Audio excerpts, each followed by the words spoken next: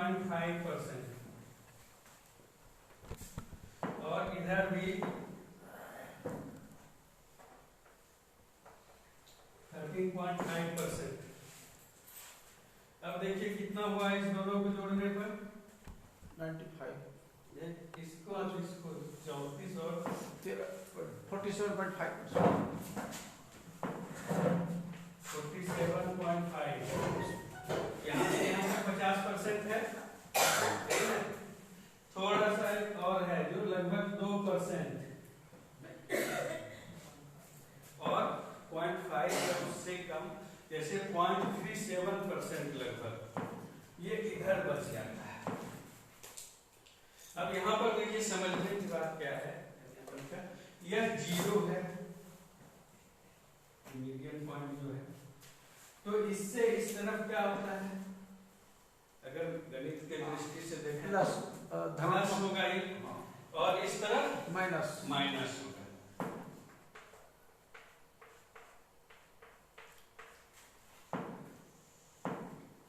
अब ये एवरेज बुद्धि वाले लोग हैं यहाँ, इस एरिया में चाहे आप किसी भी क्षेत्र का करिए, चाहे कोई भी करना हो, आपके क्लासरूम का अगर आप बनाएंगे तो इसी शेप में बनेगा कि किस तरह के बच्चे हैं, उसके स्कोर का डिस्ट्रीब्यूशन करके देखिएगा, यही कर्व बनेगा। मार्क्स का देखिए लगभग यही बनेगा, थोड़ा सा डिफरेंस आ सकता है किसी भी पॉपुलेशन का और किसी भी सब्जेक्ट का, वहाँ ऐसा आएगा। कहने का ये अर्थ है कि जो हमारा एवरेज औसत बच्चा है वो लगभग 68% आपका ये बुद्धि धारण करने वाला हो, वो औसत बच्चा होगा आपके क्लास में। जैसे जैसे यहां से इधर बढ़िएगा तो क्या होगा, इस तरफ बढ़ेंगे तो इधर जब माइनस है तो इधर क्या होगा, उसका बुद्धि लब्धि क्या होगा, बढ़ते जाएगा। तो ये बुद्धि लब्धि बढ़ते जाएगा। और यहाँ अगर जैसे 115 जो स्केल तय किया गया है कि 85 से लेकर 115 तक का औसत बुद्धि वाला, तो ये हो गया। इससे जैसे अधिक होगा तब फिर हम कहेंगे कि ये प्रतिभावान है, उससे भी आधा आगे जाएगा तो फिर कहेंगे कि नहीं ये जीनियस है। और यह जो थोड़ा सा इस दोनों के बीच में गैप रह गया है वो है, इसको इसीलिए डिफाइन नहीं किया गया है कि भविष्य में कोई भी व्यक्ति, ये ऐसा चीज बुद्धि है कि जिसको हम बता नहीं सकते, कोई भी व्यक्ति कभी भी कितना अधिक प्रतिभाशाली हो सकता है, लेकिन वैसा कोई रेयर पर्सन होगा, एक आध पर्सन होगा। तो लगभग कुछ जो 0.37% बता रहे हैं एक से वो लगभग दोनों तरफ कुछ इतना मंद बुद्धि का होगा, उसको भी हम इस स्केल पर डिफाइन नहीं कर पाएंगे। बहुत सारे ऐसे बच्चे होते हैं जिसका IQ बहुत कमजोर होता है, यहाँ तक कि वो कुछ भी नहीं कर सकता, खा भी नहीं पाएगा। कि हमको भूख लगी है, भूख का अनुभूति होगा, लेकिन ये बुद्धि उसकी नहीं है कि हम खाएंगे तभी मेरी क्षुधा की तृप्ति होगी, यह भी समझने लायक नहीं होगा। वैसे बच्चे के लिए यह एरिया बच जाता है। तो इस तरह से डिस्ट्रीब्यूशन किया गया है। और इसमें जैसे हम लोग कहते हैं कि 140 से अगर IQ अधिक है, जैसे आइंस्टीन के बारे में कहते थे कि अभी तक तो जब फिगर में देखते हैं तो उन्हीं का एक नाम आता है कि 140 से अधिक या अप्रॉक्स 140 IQ रहा होगा, लोग जो बताते हैं। तो वैसे लोगों को हम लोग जीनियस कहते हैं। 120 से 139 वाले को सुपीरियर श्रेणी में रखते हैं, जिसका प्रतिशत में देखें तो यहाँ दो भाग में इस जगह बांटा गया है, 5% ऐसी आबादी पाई जाती है। और 110 से 119 बुद्धि लब्धि वाले बच्चे, उसका 14%। फिर 90 से 109 ये एवरेज में है। फिर 80 से 89 इसको मंद बुद्धि या डल कहते हैं, और 70 से 79 इसको निर्बल बच्चा कहते हैं, और फिर 70 से कम वाले को मूर्ख या फिर इडियट की श्रेणी में रखते हैं। तो यह जो क्लासिफिकेशन है ये वेस्लर का किया हुआ है। ऐसे कई लोगों ने किया है, जैसे स्टैनफोर्ड विनय का नाम सुने होइएगा, उन्होंने भी अपना टेबल बनाया है। इसका कर्टन का एक टेबल होगा, तो कई लोगों का है, तो उसमें कहीं कहीं पर भिन्नता 1-2% का आ जाता है, तो हम लोग वो नहीं, लेकिन सबसे जो मान्यता प्राप्त टेबल है वो वेस्लर का ही है, जो अभी उपयोग में आ रहा है।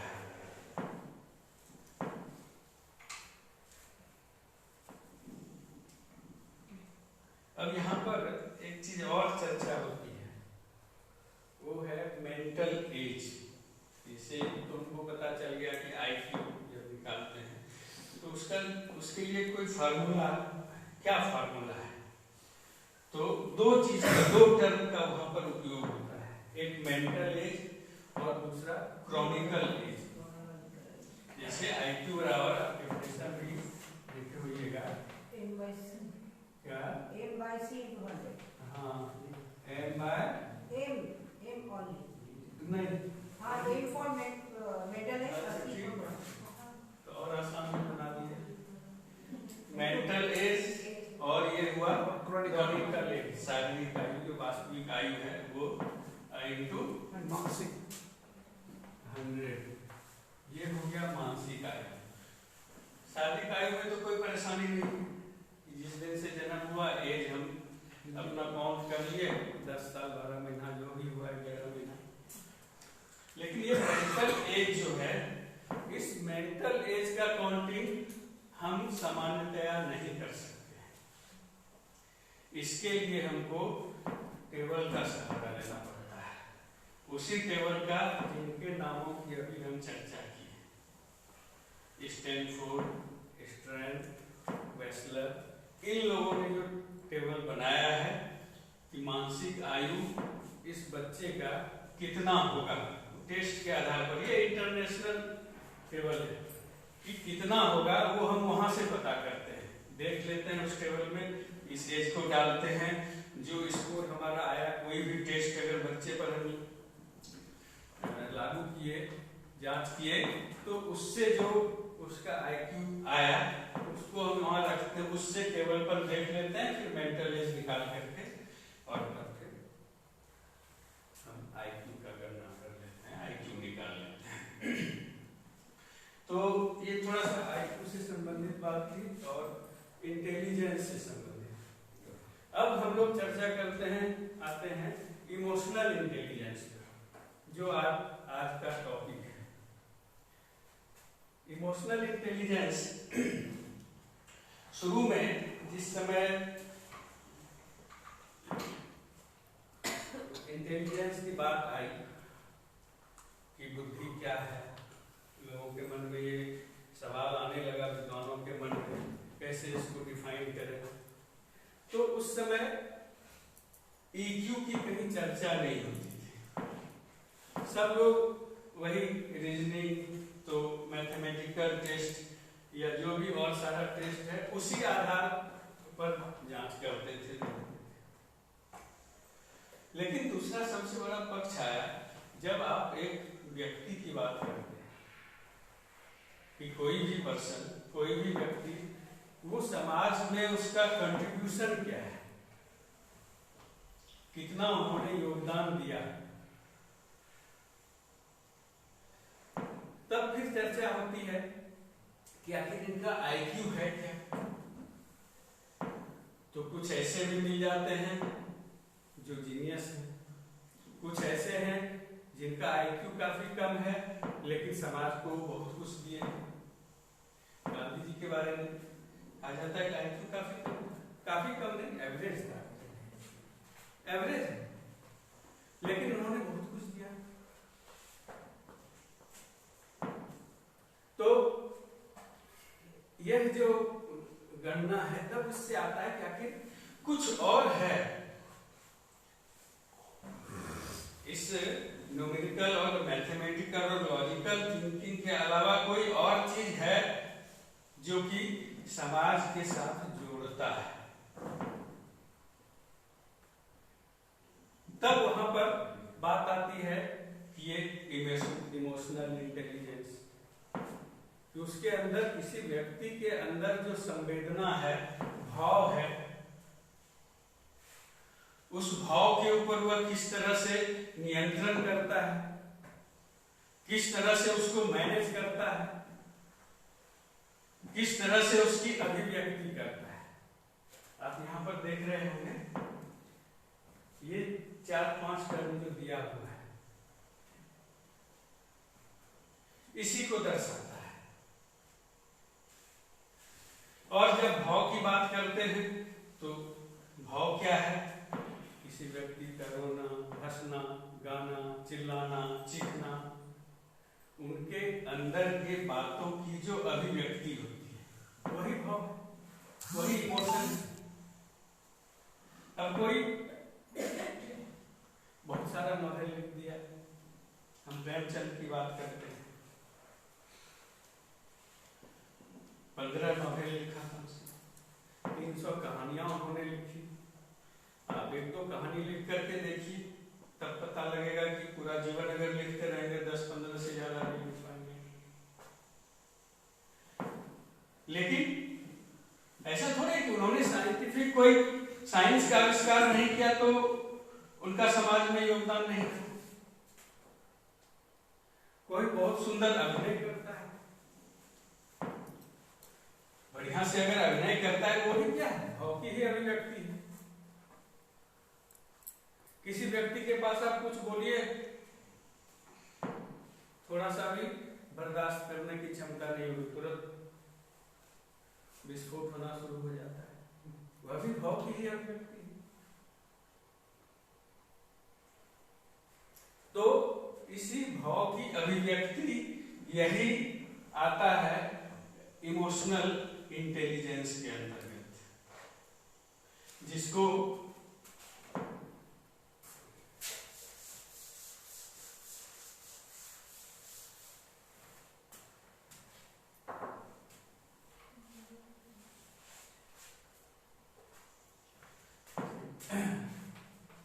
इंटेलिजेंस तो हम इस तरह से कर सकते हैं, EQ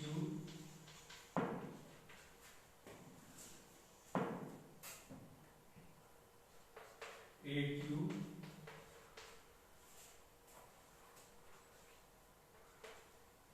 SQ। अभी एक नया थोड़ा सा प्रचलन में आ रहा है, वो देखते हैं UQ की भी चर्चा हो रही है। इसमें कोई बाध्यता नहीं है, आपको भी लगता है कि कुछ और हो सकता है तो आप भी बता सकते हैं, अपना अप्रोच दे सकते हैं कि नहीं ऐसा भी होगा। ये UQ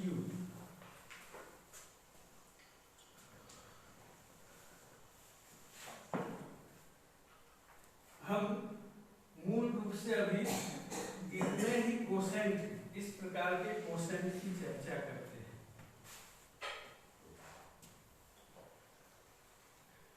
एक चीज आपको हम फिर से ध्यान में दिला रहे हैं कि यह जो EQ, AQ, SQ और UQ है, यह जिसको पूर्व में हम कहते कि लॉजिकल, मैथमेटिकल या कोई और क्षमता है, उससे अलग, यानी यह व्यवहारिक पक्ष, हमारा जो व्यवहारिक मानसिक क्षमता है उसका मापन करने वाला है। एक तो जनरल अगर कर सकते हैं, यहाँ सीधा IQ हम दे सकते हैं, तो उससे ये अलग है जो मनुष्य को समाज के साथ जोड़ता है। मनुष्य का व्यवहारिक पक्ष कैसा है, उसकी कनेक्टिविटी कैसी है, हमारा संवाद आपके साथ कैसा होता है। आप देखते होंगे कि कई तरह के लोग हैं समाज में, आपको कहीं समाज क्या आप विद्यालय में हैं, विद्यालय में मिलेगा, इतने बच्चों के साथ हैं, कहीं बाहर है, जहां भी है वहां पर वैसे लोग मिल जाएंगे। रहिए, आप बात करिए, बहुत खुश होकर के जाइएगा, बहुत अच्छी बात लेकर के जाइएगा। 2 मिनट ही बात किए, वापस निकलिएगा तो माथा भारी करके निकल जाइएगा। क्योंकि उनके अंदर जो EQ है, उस EQ को हम आगे इसमें दिखाएंगे कि उस EQ को वो माइनस नहीं कर पा रहे, उसकी अभिव्यक्ति ठीक से नहीं हो पा रही है, उसका जो कनेक्टिविटी है, जोड़ने की क्षमता है, वह नहीं है। तो वहां पर आप निराश होकर लौटिएगा। इतना ही अच्छा कुछ भी कर दीजिए, वो तो जन्मजात आए हैं, पहले नहीं बोलेंगे, नहीं, निगेटिविटी।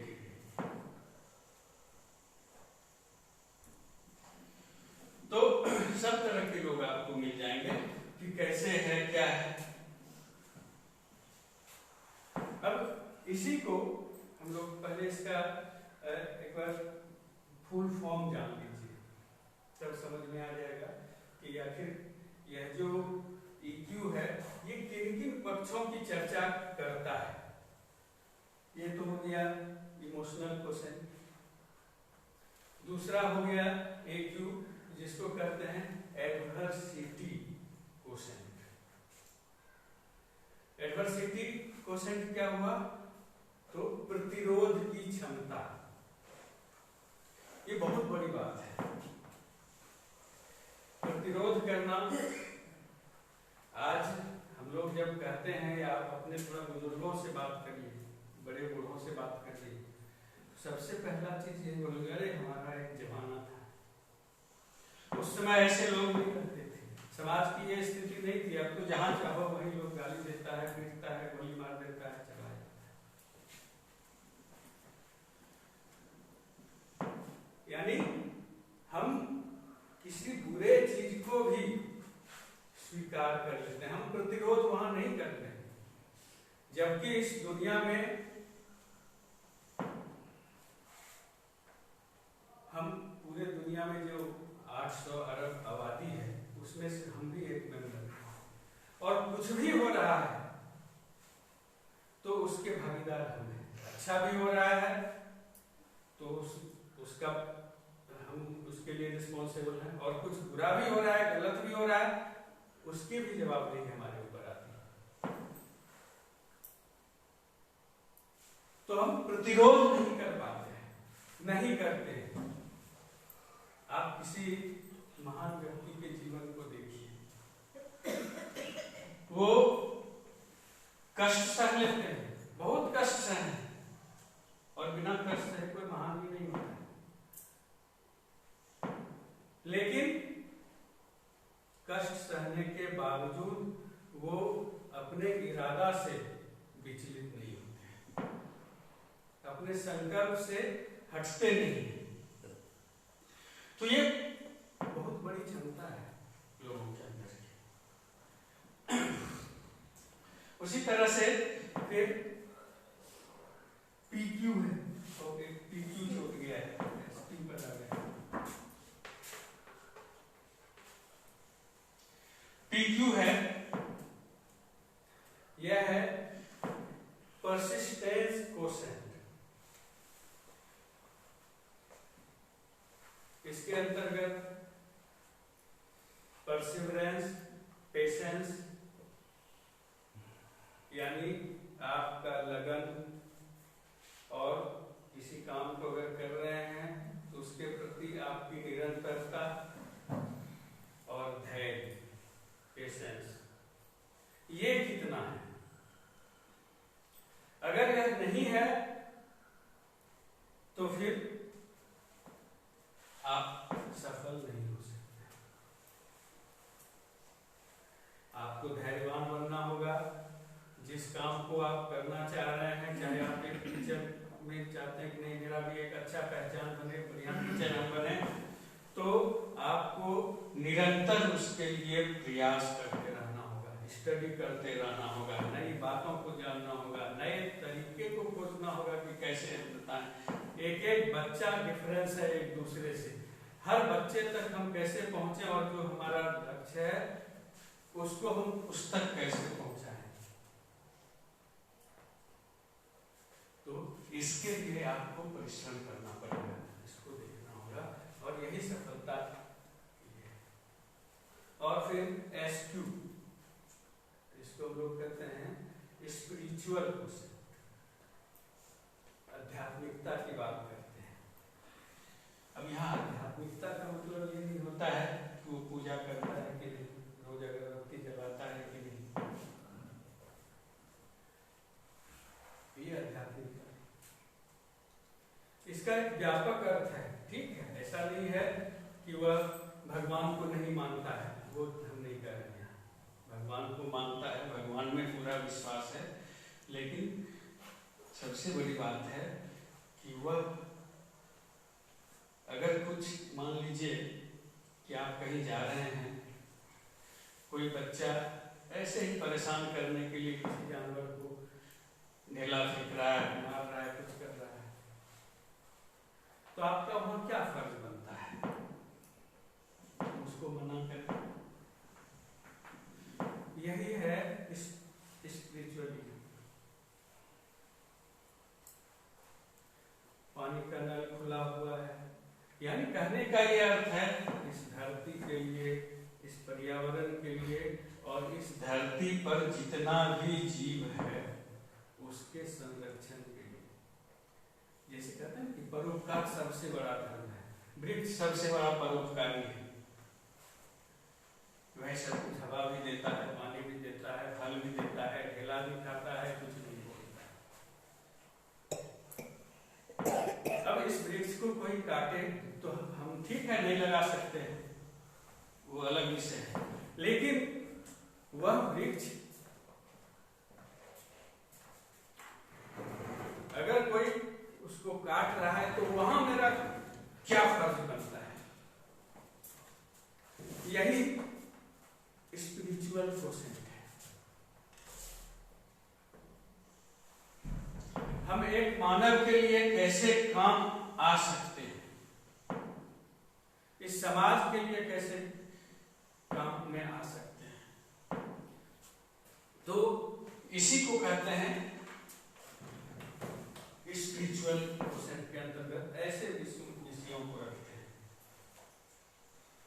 और जब ऐसा भाव रहेगा तो निश्चित रूप से वह आस्तिक होगा। नास्तिक व्यक्ति ऐसा नहीं।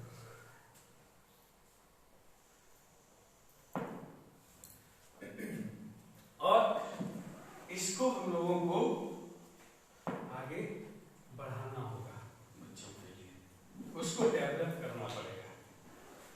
फिर लास्ट में जैसे UQ की चर्चा कर रहे हैं, ये क्या है कि यूनिक विशिष्टता जो कहते हैं कि हर एक व्यक्ति अलग है और अलग है तो उसके अंदर क्या विशिष्टता है। जैसे आप लोग जब पढ़ेंगे या पढ़े होंगे इंटेलिजेंस थ्योरी, कई लोगों का आया होगा, गार्टन का आया होगा, स्पीयरमैन का पढ़े होंगे। स्पीयरमैन का 2 फैक्टर थ्योरी काफी चर्चा में था कि उन्होंने बुद्धि को 2 तरह से किया था कि एक स्पेसिफिक इंटेलिजेंस और दूसरा कॉमन इंटेलिजेंस। जैसे कहते हैं हम लोग भी बोलचाल की भाषा में कहते हैं कुछ, अरे वो तो ऐसा है, इसको कॉमन सेंस कुछ है ही नहीं, जो सामान्य बुद्धि। अब कोई मैथ बहुत अच्छा बनाता है,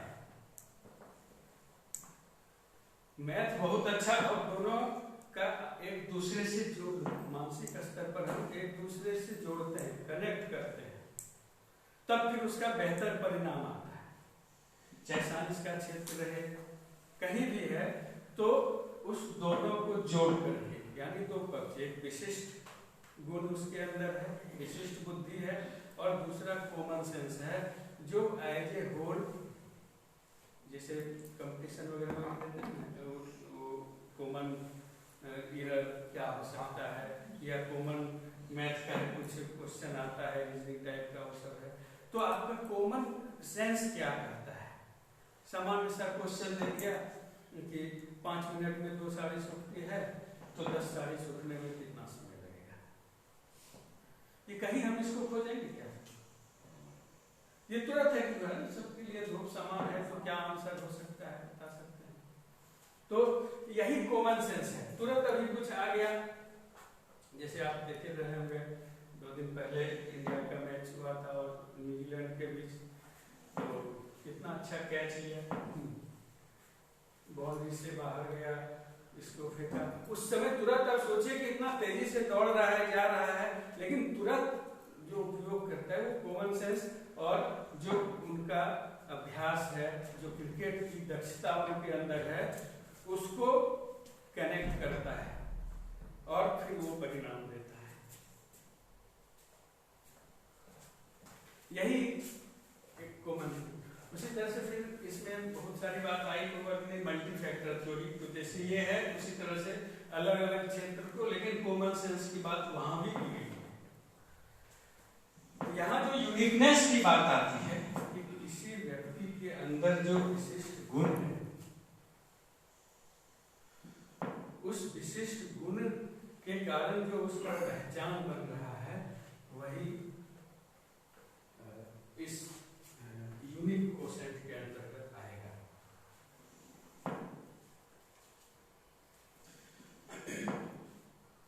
अब यहाँ इसको देखिए,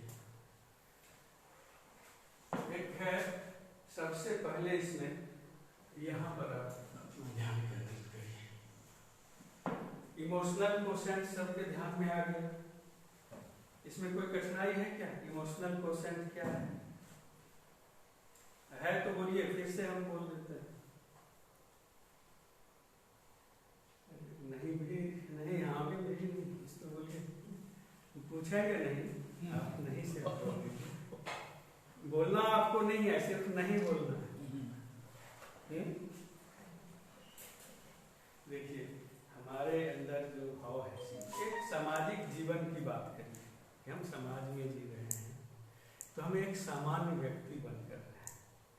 कोई भी ऐसा जीव नहीं है जिसके अंदर भाव नहीं है, सेंसिटिविटी नहीं है, ठीक है?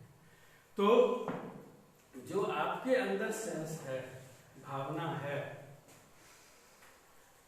उस भाव को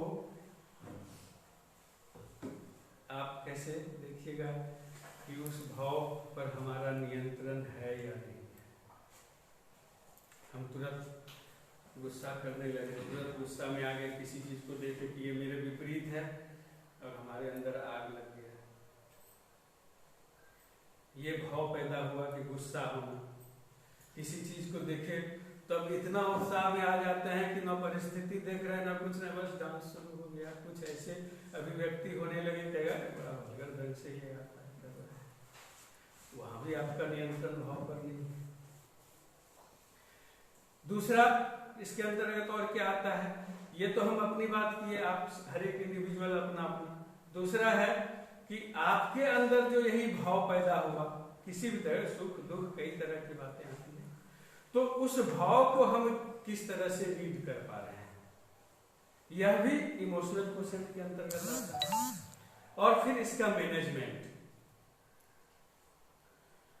भाव पर नियंत्रण, भाव को समझना और उस भाव को सही दिशा में जैसा हम चाहेंगे, ठीक है ये है तो हम इसको इस दिशा में करेंगे काम, तुरंत उबल नहीं जाएंगे। ये नियंत्रण रखना, यही इसके अंतर्गत आता है।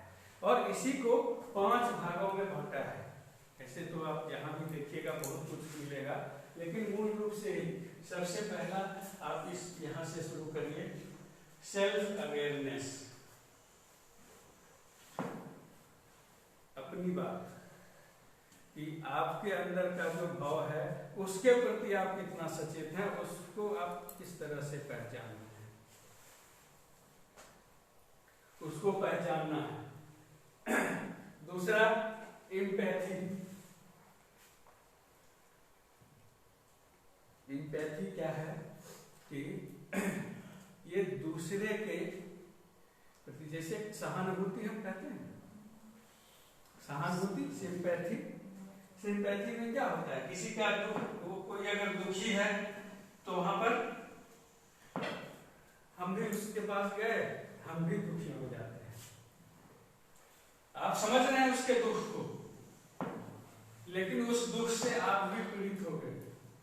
लेकिन अब यहाँ आप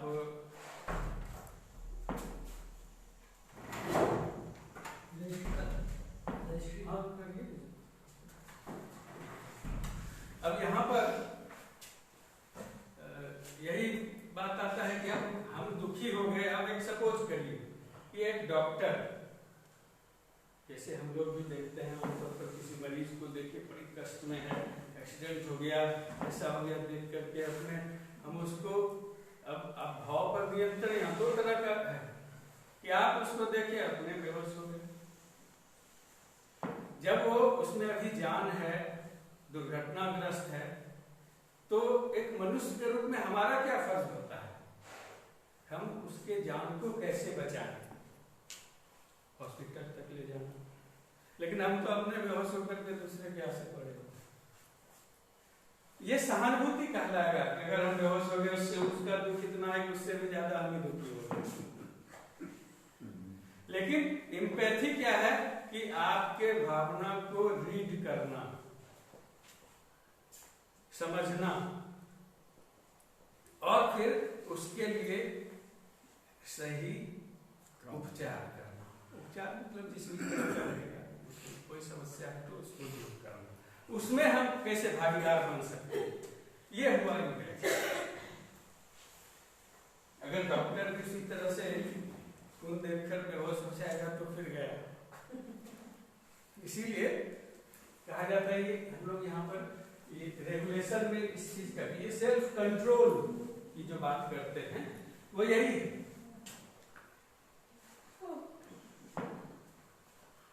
और इसके अंतर्गत देख लीजिए understanding others, developing others, service orientation.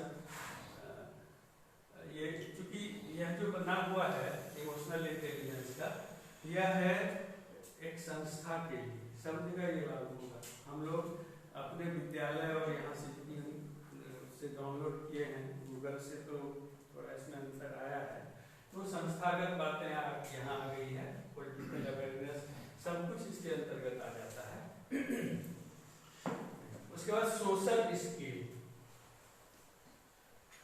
Influence, conflict management, जिसकी चर्चा हम पहले कर रहे हैं कि हमारे अंदर जो कुंठाएं आती है, कुछ अंतर्द्वंद आता है, तो उसका हम मैनेजमेंट कैसे करते हैं।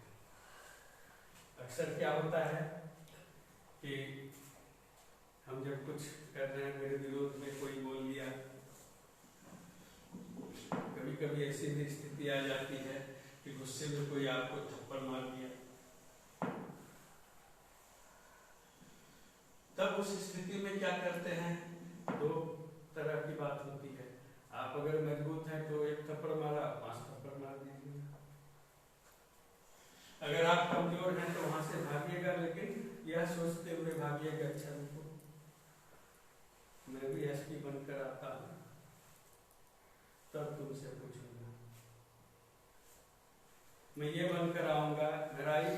ये जनरल बात है सबके मन में। आप जहां भी देखिए, चाहे घर की बात हो, परिवार की बात हो, समाज की बात हो, जहां भी आप इस तरह से प्रताड़ित होते हैं, आप अपने मस्तिष्क को, अगर ऐसा नहीं होगा, यह एक मैकेनिज्म है, इसको हम लोग कहते हैं डिफेंस मैकेनिज्म। वह डिफेंस मैकेनिज्म आपका रक्षा करता है। अगर वो रक्षा नहीं करेगा तो आप पागल हो जाएंगे। जिसका कमजोर होता है डिफेंस मैकेनिज्म, कभी हम लोग माइंड की चर्चा करेंगे, माइंड कैसे, मन के बारे में, तब फिर उसकी चर्चा, तो फिर अभी भटक जाएंगे। वो आपका रक्षा करता है, आपको यही सब तर्क देके बचा देता है। कि हम भी बदला लेंगे, हम ये करेंगे, उससे भी नहीं हुआ। और रात में सोए तो फिर सपने में आएगा, सपने में आएगा, वही सब बातें हैं। रूप बदल कर भी आ सकता है जिसको आप पहचान नहीं पाते हैं, और फिर आपको मानसिक रूप से वो नॉर्मल कर देता है।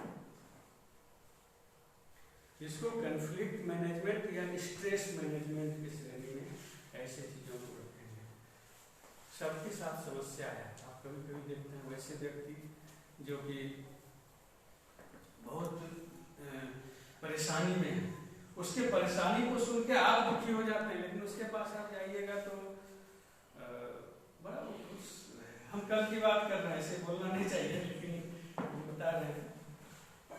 खुशबू जी को कल फोन किया, खुशबू जी को पूछे क्या हुआ था, कैसे, कुछ बड़ा आराम से इतना हंस के बोल रही थी, कैसे हो गया फोन पर जो बात हमारी की, कैसे हम करते कि आप हंस के बोल रहे हैं। तो फिर मन में आया कि हम बोलते क्या ये भोज खाने की खुशी है, क्या खुशबू जी, लेकिन फिर हम बोले नहीं। तो बड़ा इजीली किसी चीज को लेकर के कोई भी समस्या आ जाए, वो बहुत अच्छी बात है। अरे समस्या कोई बात है, कुछ भी आ सकती है, किसी के साथ आ सकती है, जीवन तो समस्या से ही भरा होगा। उस समस्या का हम मैनेजमेंट कैसे करें, यही इसके अंतर्गत जितना चीज है ना सब मिला हुआ है।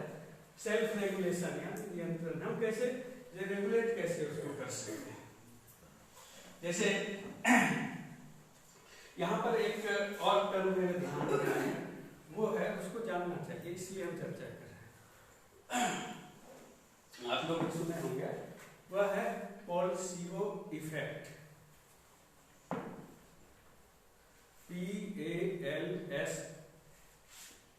CIBO, placebo effect.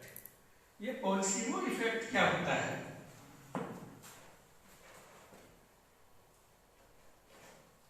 कि हमारे मन में जो बातें बिल्कुल शिद्दत से बैठ जाती है, घर कर गया, आपका शरीर उसी तरह का व्यवहार करना शुरू कर देगा। आपको पता भी नहीं है, लेकिन आपका शरीर वैसा ही व्यवहार करेगा। यही है। अब इसमें क्या होता है, जैसे इस पर विदेशों में काफी सारा प्रयोग हुआ है, से एक आपकी चर्चा करते हैं, आप लोग सुने भी होंगे। एक होटल में 4 दोस्त खाने के लिए गया, चारों ने भोजन कर लिया। उसके बाद एक बैरा दौड़ा आता है, वो कहता है कि यह जो प्लेट था ना, एक प्लेट को बताते हैं, इसको तो हमने अलग करके रख दिया था, देखते हैं कि वो फिर यहाँ आ गया। क्या बात है, बात क्या है? इसमें छिपकली गिर गई थी, छिपकली हटाकर इस प्लेट को उधर रख दिया। अब सोचिए उस प्लेट का जो भोजन किया था तुरंत वॉमिट करने लगा, जबकि छिपकली गिरी नहीं। लेकिन है क्या कि जिस चीज को आपके अंदर डाल दिया गया, आपका शरीर वैसा ही बिहेव करना शुरू कर देता है। क्योंकि इसकी चर्चा इसलिए कर रहे हैं कि बच्चों के साथ भी हम लोग इस बात को हमेशा कहते हैं, एक आचार्य का, एक शिक्षक का एक शब्द आपके लिए भले हो सकता है कि बहुत मायने नहीं रखता, लेकिन उसके लिए बहुत मायने है। आपका एक व्यवहार वह नोटिस करता है। दूसरा सुने होंगे कि ये अमेरिका में ऐसा रिसर्च हुआ था कि एक व्यक्ति को फांसी की सजा हो गई थी। तय था कि 4 दिन के बाद उसको फांसी पड़ना था। तो उससे जाकर पूछा गया कि 4 दिन बाद तुम्हें फांसी होगी, और जिस समय तुम फांसी पर लटकाए जाओगे उस समय तुम्हें असहनीय दर्द होगा। जान तो जाना नहीं है, लेकिन तुम्हारे गले की हड्डी टूटेगी और असहनीय दर्द होगा, तुम्हारा दम घुट लेगा। लेकिन एक ऑप्शन हम तुमको दे रहे हैं, वह ऑप्शन है स्नेक बाइट का, कोबरा बाइट का। फांसी के तख्ते पर झूलना नहीं पड़ेगा, सजा तो माफ हो नहीं सकती है, लेकिन अगर कोबरा बाइट कराते हैं तो तुम तुरंत मर जाओगे।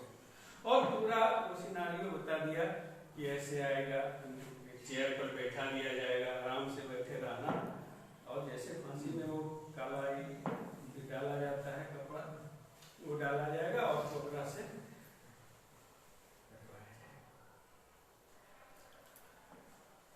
ठीक वही काम किया गया।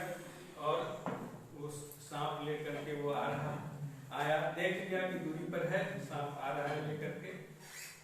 उसके बाद उसको वो काला जो ये है कपड़ा वो ढक दिया गया, उसको इशारा कर दिया जाओ तुम, वापस चला गया सांप जो लेकर आ रहा था।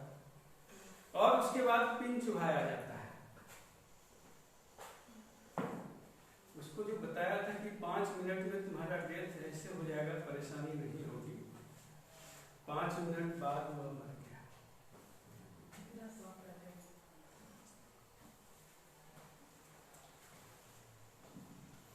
अब देखिए यहाँ पर कि 5 मिनट में उसकी मृत्यु हो जाती है। सबसे बड़ी मजे की बात क्या है कि जब पोस्टमार्टम किया गया तो उसके शरीर से वायलेंट के कारण डेथ हुआ।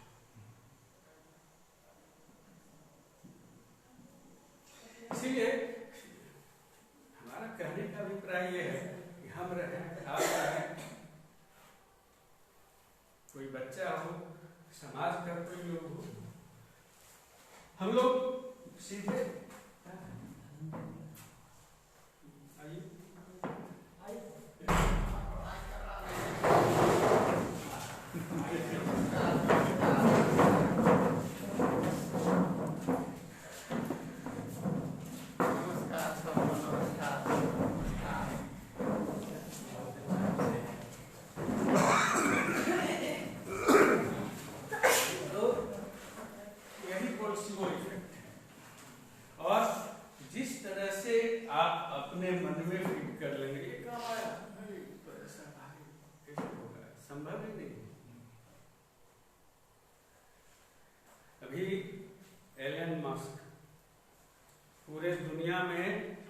सबसे अमीर व्यक्ति है और उनके जीवनी को पढ़िए, देखिए। एक बार जब उन्होंने कहा सारी दुनिया के सारे अच्छे साइंटिस्ट जो एस्ट्रोनॉट थे उनको बुलाए मिलने के लिए, उनका प्लान था कि जो कि आज तक नहीं किया है कि हम अंतरिक्ष में स्टेशन बनाएंगे। बना भी दिया, अब तो टिकट भी बुक होना शुरू कर दिया कि चंद्रमा पर पहुंच जाएगा। सबने कहा कि नहीं ऐसा हो नहीं सकता है,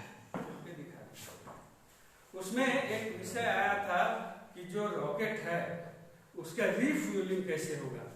जितने दुनिया के साइंटिस्ट थे सबों ने कहा कि यह संभव नहीं है कि स्पेस में रॉकेट का रिफ्यूलिंग हो सकता है। उस मीटिंग के बाद उन्होंने कहा कि साइंस के लोग भी असंभव शब्द बोलते हैं, मैं ऐसा कभी कल्पना भी नहीं किया था। उस मीटिंग के बाद उनका यही प्रतिक्रिया था और उन्होंने करके दिखा दिया। अपने साइंटिस्ट नहीं है, लेकिन सोचिए कि कैसा इरादा है। इसीलिए असंभव कुछ नहीं होता है। हम अपने मस्तिष्क के अंदर जो फीड कर देंगे आपका थिंकिंग उस दिशा में होगा और फिर आप वही करेंगे तो आपको अपने आप रास्ता मिलते जाएगा, समाधान आपको खुद ब खुद मिलेगा। इसीलिए कभी भी निराशावादी नहीं होना। कोई बच्चा कुछ भी, हम लोग अक्सर देखते हैं, बताते हैं, जब बच्चा कुछ बोलता है, नहीं ये तो असंभव हो ही नहीं सकता है, ऐसा कैसे होगा, नहीं ठीक है करो, मेरे जानकारी में नहीं है, लेकिन कुछ भी असंभव नहीं है।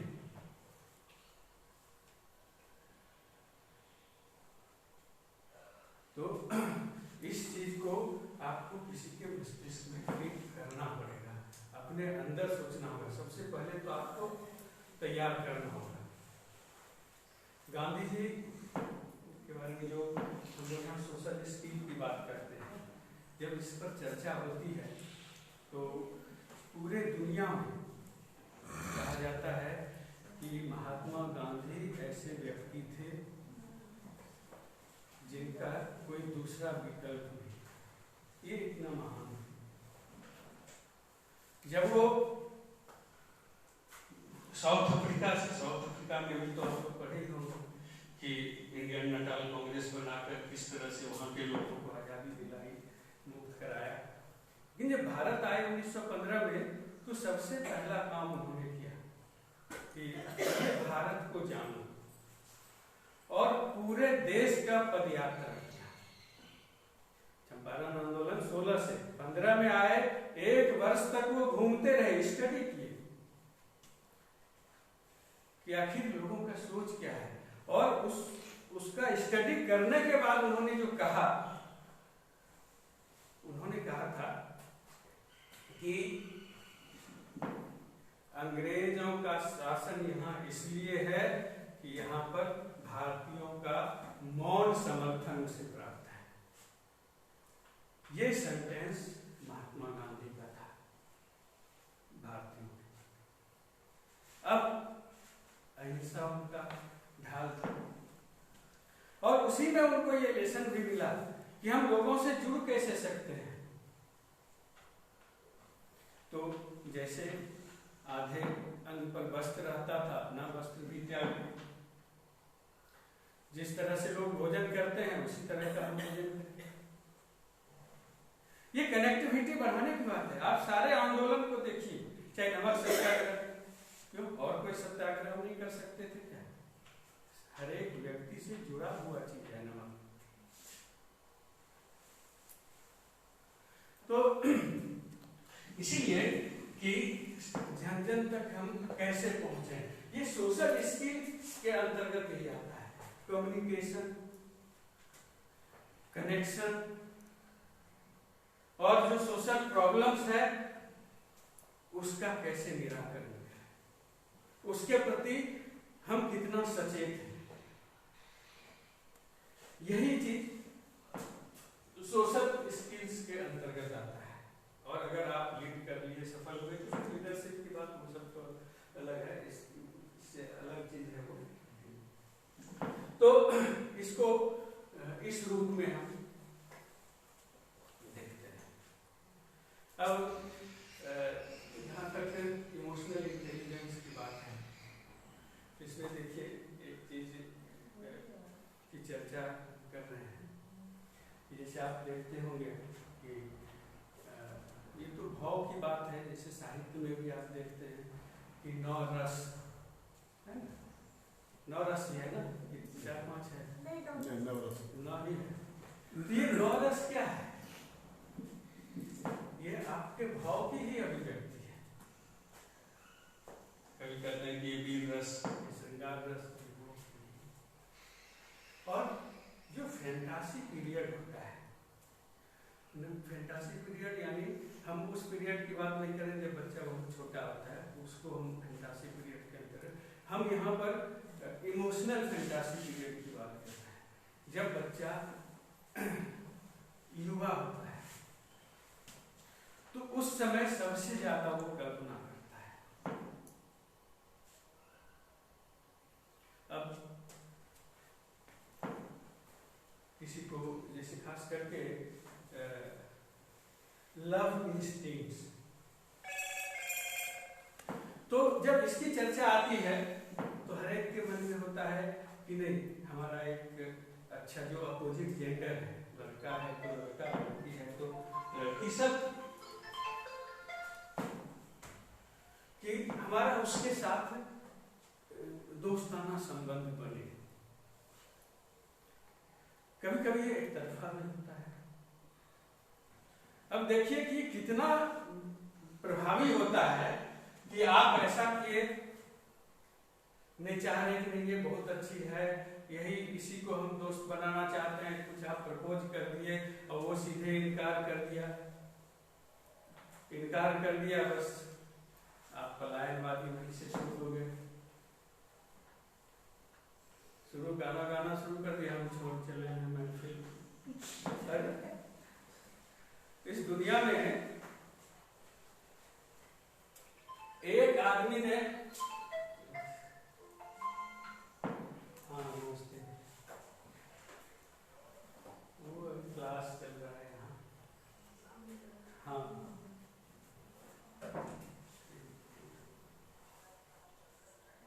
अच्छा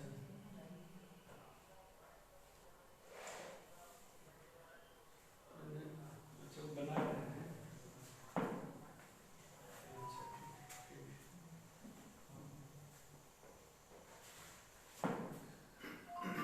तो ये भाव आता है और बस हो गया। अरे ऐसे कहीं जीवन चलता है?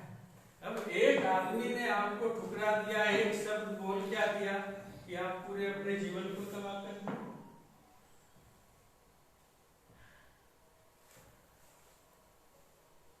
नहीं, कई सारी चीजें इसको समझना आसान है, इसलिए कुछ कुछ गीतों को आप